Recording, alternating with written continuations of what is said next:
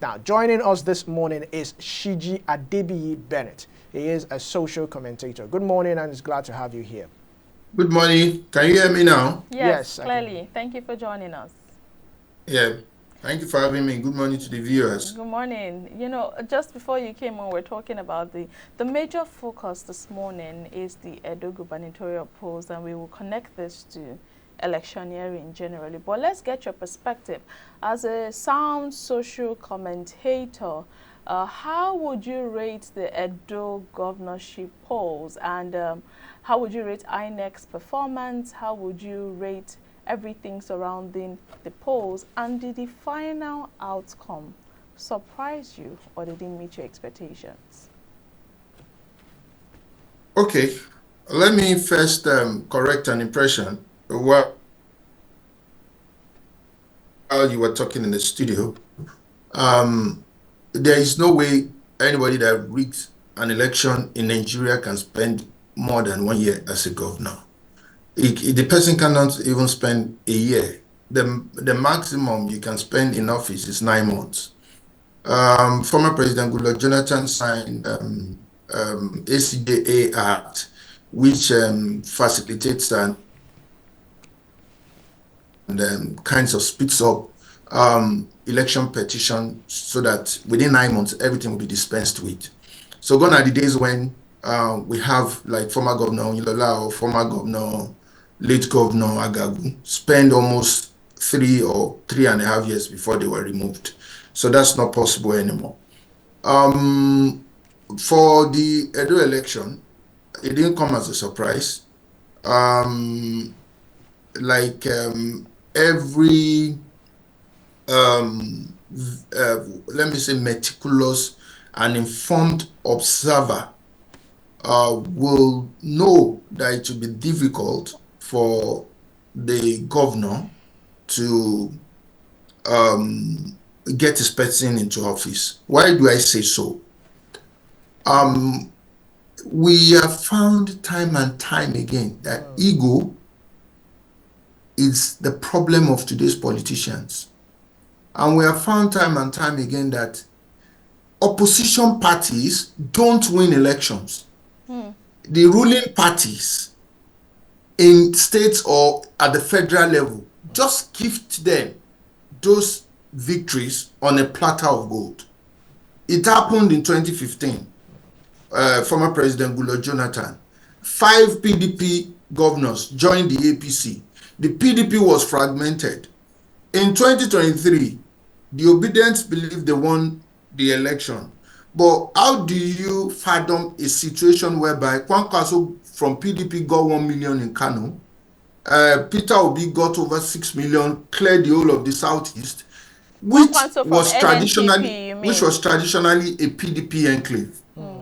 So when you had those votes together, you see that PDP, if they were united, would have won that election easily, based on arithmetic, because there could be so many other factors, even if they were together. Now, on the issue of Edo, Obaseki left the APC, got into the PDP, fought with the PDP original owners, the legacy people,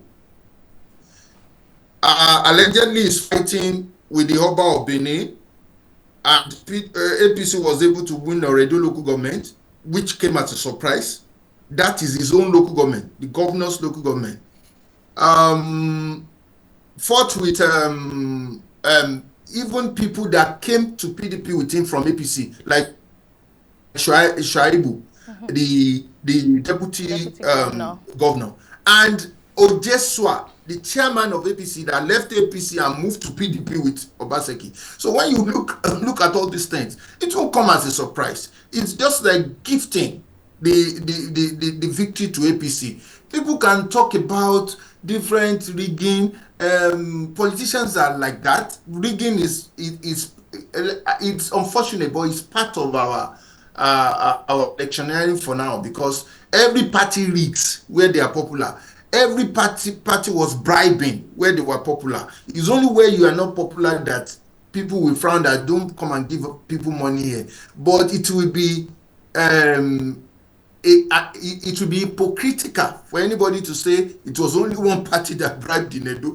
Everybody, I with all sense of responsibility, I can confirm to you that PDP and APC bribed. The only people that you can say did not bribe in that election is the Labour Party. Is this based off the numbers that we have rolling out? Is this statistics or this claim you just gave, is it based on the fact that the Labour Party, out of those three political parties, had the lowest numbers, or on what ground would you make this claim? Because Labour Party has a slogan that they don't even give shishi. Then when you look at I'm not on ground, but from observers on ground, when you look at the trend, you will see that and people confirmed that Labour did not really because we still have overzealous people that want to win their polling booth, at least to justify that, okay, I'm in Labour Party, I want my polling booth. But on a general scale, on a party manifestorial scale, if I want to put it like this, because people contribute money, parties contribute money for vote buying. In Nigeria, we have to face the fact. But you won't see that Labour, is it even the Labour Party that is having problems within themselves? Where did they even get the money to give to AKPATA? So it's these things are just very obvious. We see it every day. We know it. We don't want to talk about it because people will say, where is your evidence? But people were arrested. You saw it. Party agents were arrested. So nobody will say, where is my evidence? Okay. Party agents were arrested. Siji Benet, I would like to take you to a live report, if I could use that word. Someone called us this morning, Stephen from Benet City in Edo State, and he gave his experience and what he encountered during the election. Now, according to him, in his ward, when the whole process was going on and afterwards, when the counting occurred, the People's Democratic Party won that ward. And when it would be announced later, it was announced that the All Progressives Congress had the highest numbers. Now, he also stated that he was offered money, but he turned it down. And one disturbing thing he said at the end of his call was that was going to be the last time he would actually go out to vote because the mandate of the people was upturned with the election results. Coming from somebody that witnessed this physically, and he put all of this on the Independent National Electoral Commission, saying that INEC is the major problem we're having. I would like to get your perspective to this, connecting it to voter apathy, using that one case as as an example. I want to appeal to the person not to lose hope. When I was really partisan, I stopped being partisan a long time ago. When I mean partisan, I stopped being a member of any political party. That was in the year 2003. But these things happen. We saw it. I experienced it. So I can talk from a place of experience. Okay. And since that time, I just got into what we call political education, not affiliating myself with any political party again. I support political parties when it's time for election, but after the election, I face governance, criticize the government, and do what I'm supposed to do. But I will appeal to him that he should stick to it's a journey, it's a marathon. We're not going to get it right once, and that it happened does not mean that he should be discouraged. I will just appeal to him on that.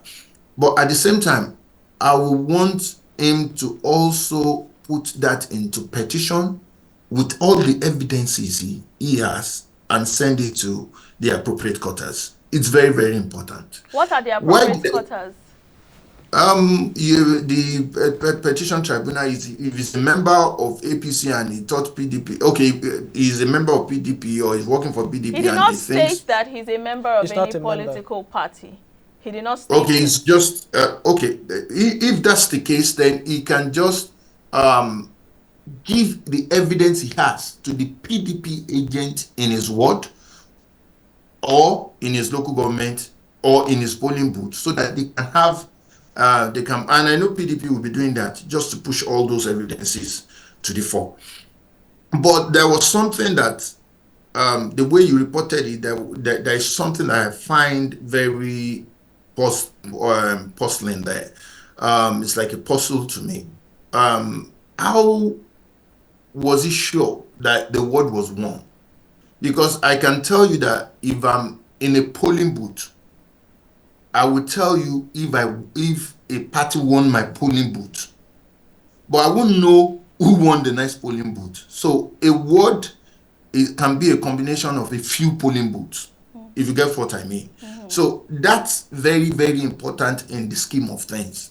So was it going around in all the wards to know all? Because if it's not, that's because I thought it was a PDP party member. Because if he's not party member, he will just know about its polling booth alone, not any other polling booth. But I won't question its claim, but if he has evidence, he should just forward it to the appropriate quarters, and INEC will deal with it. Because even when the justice system does not give justice, people will know if misdemeanor has been done, and the next time they will do everything to prevent that thing from happening.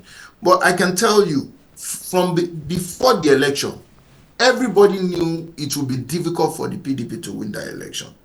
Anybody that is neutral, that just wants to, any observer that's going to predict or analyze word by word.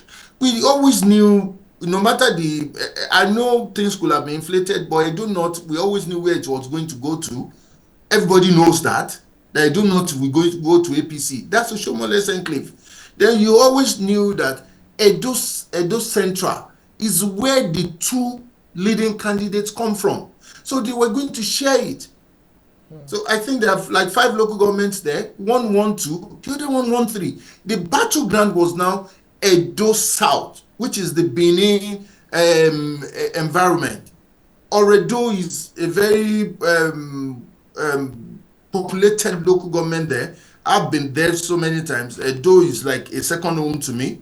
So, and Oredo, for APC to win Oredo, the local government of the governor is so the governor opened his eyes and they cheated him out of that local government. It says a lot.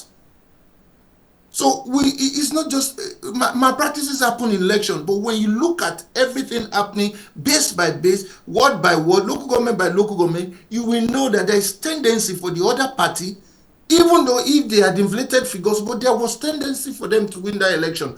Because if you had 20,000, it will be difficult for you to inflate it to 200,000. Even if you have 50,000 to make it 200,000 will be difficult. But you can only rig when you have a slight chance of winning.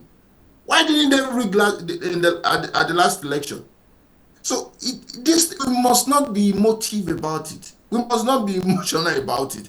This is politics. It is permutation.